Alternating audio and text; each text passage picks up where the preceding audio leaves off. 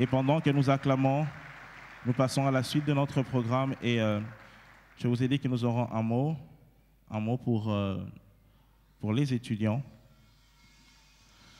Nous allons donc appeler le révérend Baron Bala, qui a un mot spécial pour les lauréats et pour tous les invités ici présents. Pendant que le révérend Baron Bala arrive, nous acclamons le Seigneur. Merci à vous.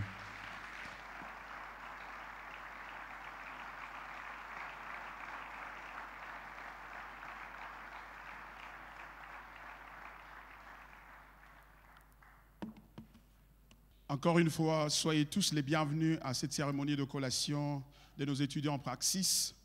Je suis ce matin porteur d'un message d'encouragement doublé d'un impératif sous le titre « Prêche l'évangile de Christ ».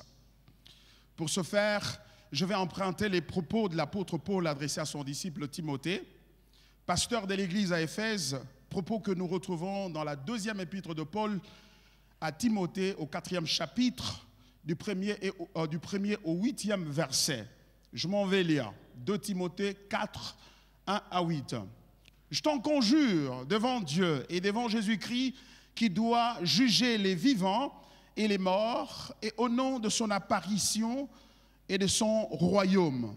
Prêche la parole, insiste en toute occasion, favorable ou non, reprend, censure, exhorte avec toute douceur et en instruisant.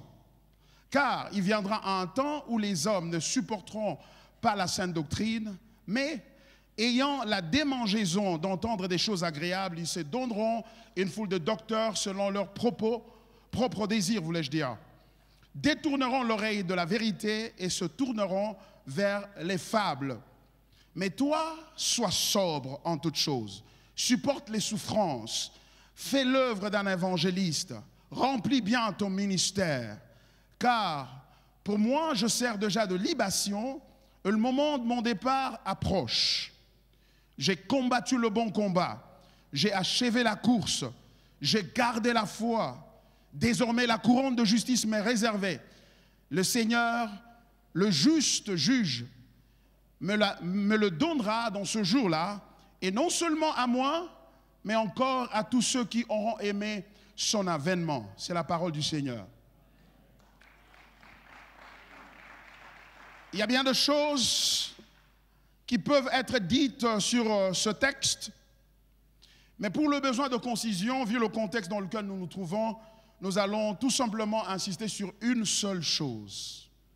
C'est l'impératif à prêcher l'évangile de Christ. Paul enjoint ou commande Timothée, son disciple, à prêcher la parole de l'évangile qui exalte Christ comme le moyen et la finalité de la foi chrétienne. Mais il prend soin de lui montrer trois choses, à savoir le fondement de cet impératif, son importance et enfin la manière de l'accomplir. Retrouvons d'abord cet impératif. Je vais pour ce faire lire le verset 2. Paul dit ceci: prêche la parole, insiste en toute occasion, favorable ou non, reprend, censure, exhorte avec toute douceur et en instruisant. Il dit prêche la parole. Cette parole, c'est la parole de l'évangile que Paul recommande à Timothée de prêcher.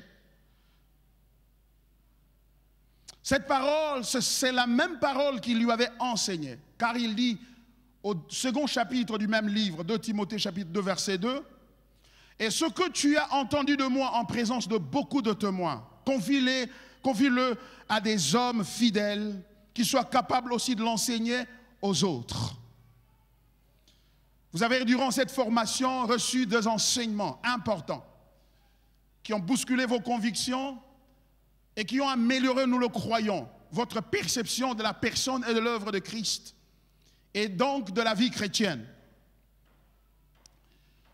Ce matin, l'apôtre Paul nous enjoint, et vous enjoint particulièrement, nos lauréats, prêche la parole, prêche l'évangile de Christ. Et ce que Paul demande à Timothée, c'est ce qu'il a toujours lui-même fait. Et il s'écriera un jour écrivant aux Corinthiens, « Malheur à moi si je ne prêche pas l'évangile. » Mais c'est quoi l'évangile? L'évangile, c'est l'annonce de la mort et la résurrection de Christ comme le fondement du salut de quiconque croit. Notre cours de Christologie nous a permis de bien circonscrire les contours et la substance de l'évangile de Christ. Car il est possible d'ouvrir la Bible et de prêcher autre chose que l'évangile. D'où l'insistance de Paul. Prêche la parole, prêche l'évangile.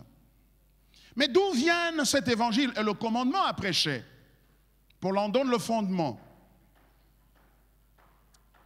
Au verset 1er, il dit, « Je t'en conjure devant Dieu et devant Jésus-Christ, qui doit juger les vivants et les morts, et au nom de son apparition et de son royaume. » Voilà.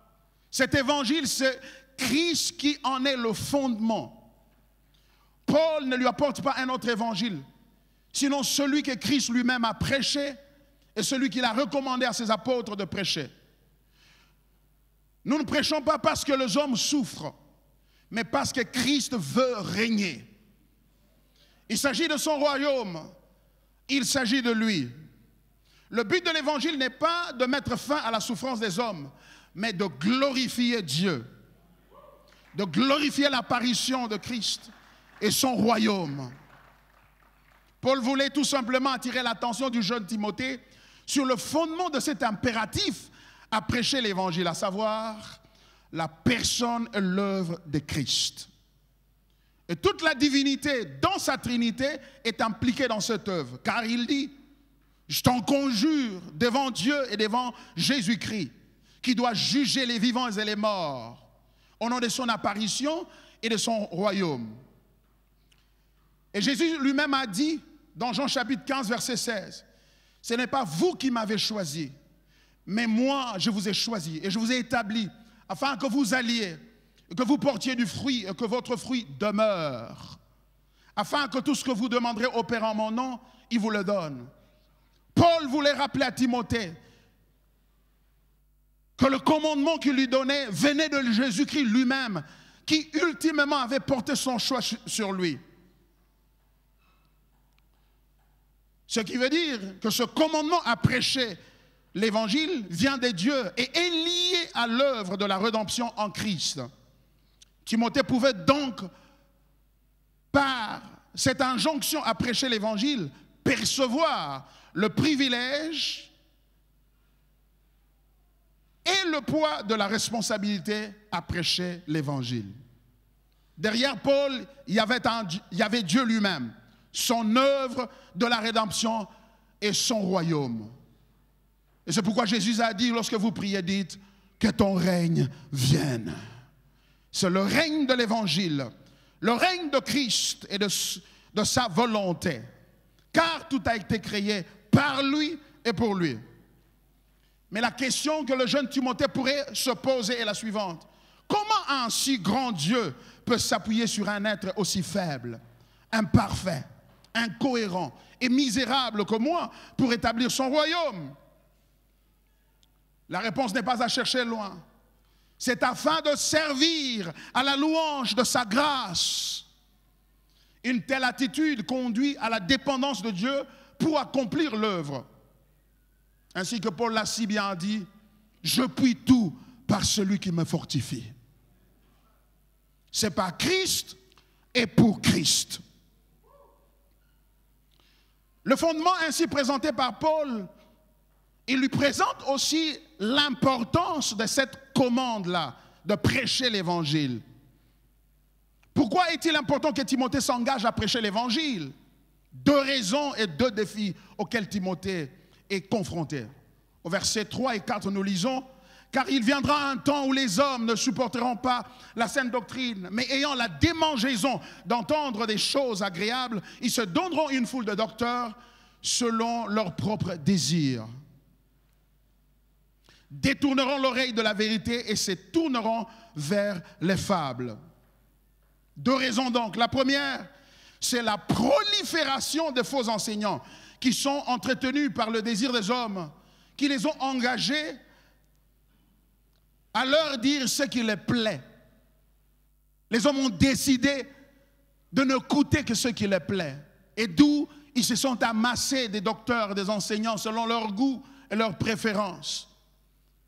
Et l'apôtre Paul dit, non Timothée, tu dois te lever et prêcher l'évangile qui est selon la volonté et la pensée de Dieu.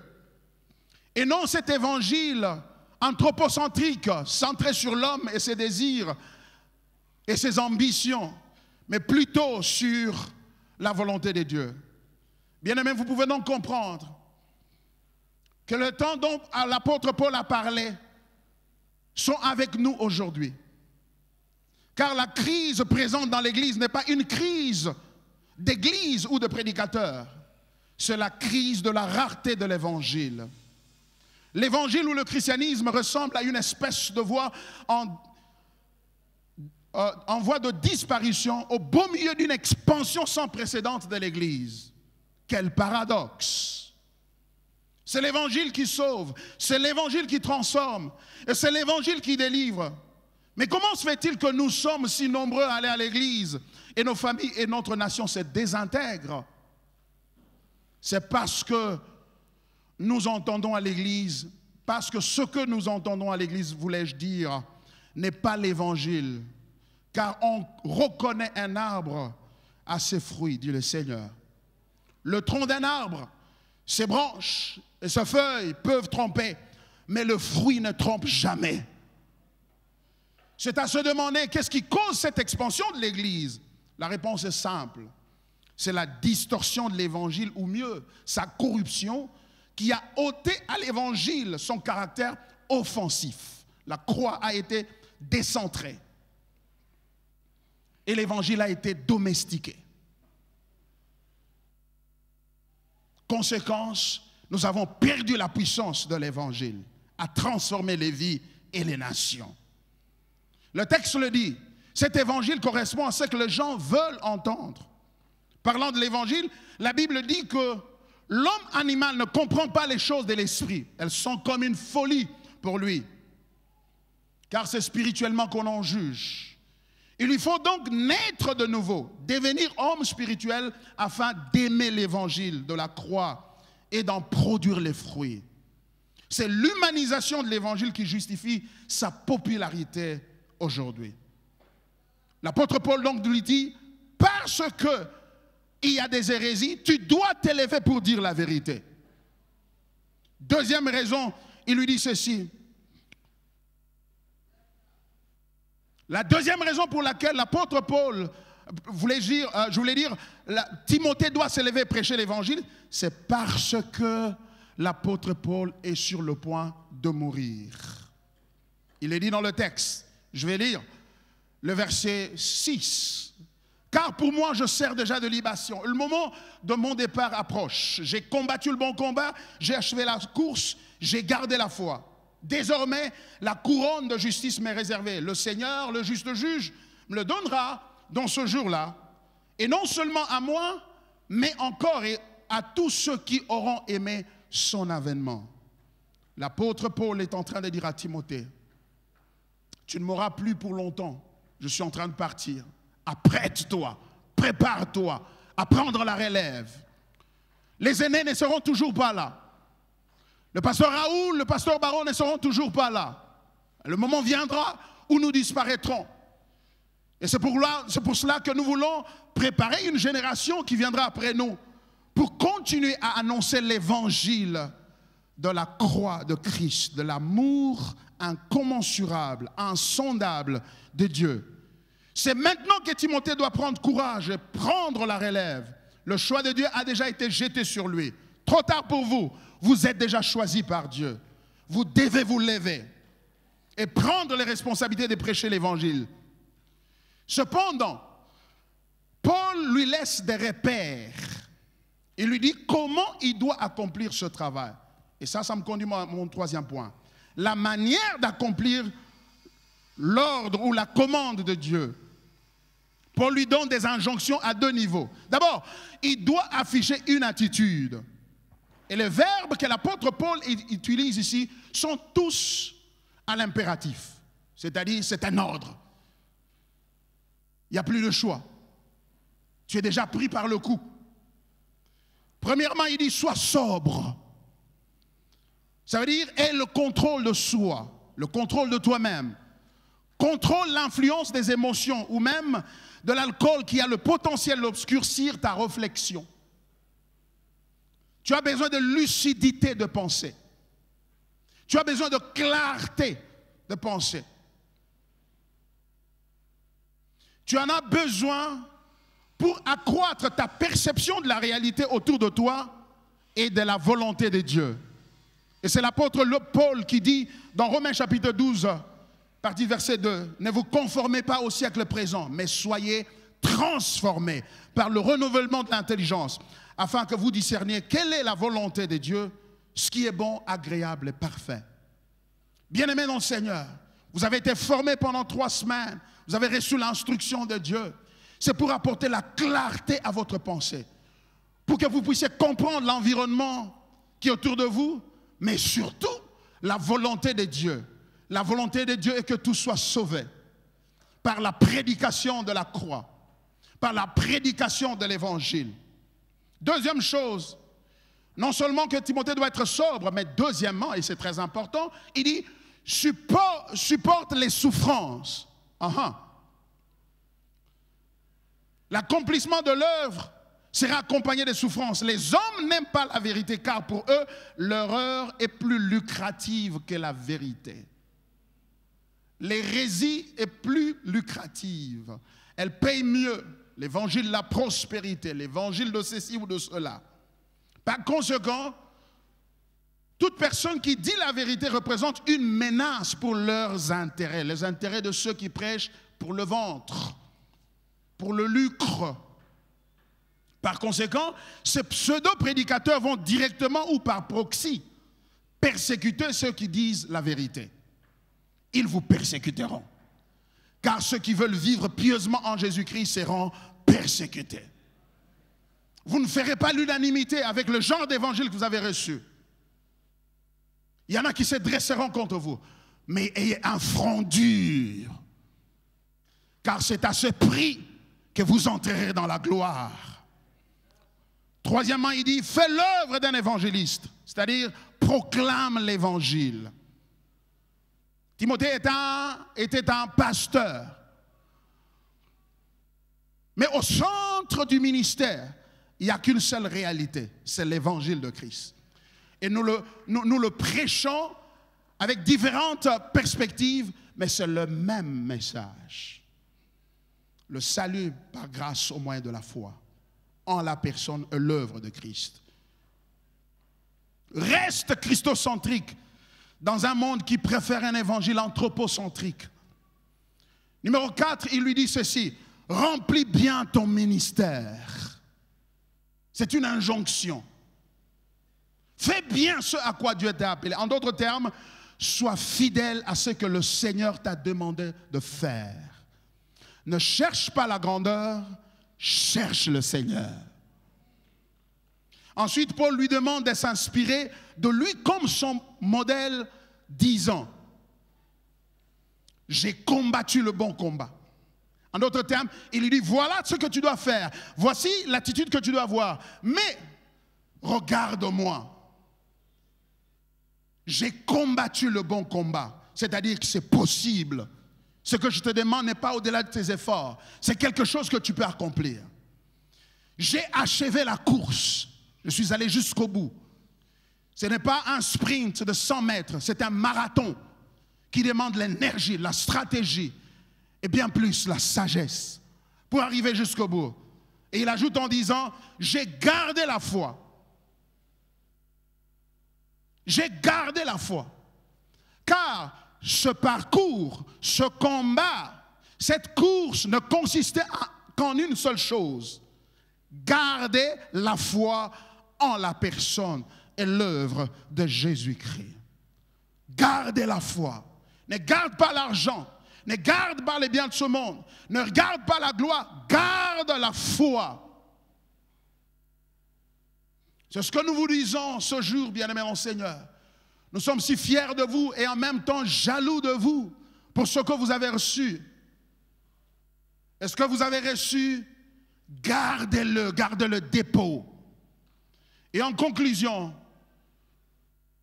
j'aimerais dire à tous les lauréats, allez-y, prêchez l'évangile de Christ. Que Dieu vous bénisse.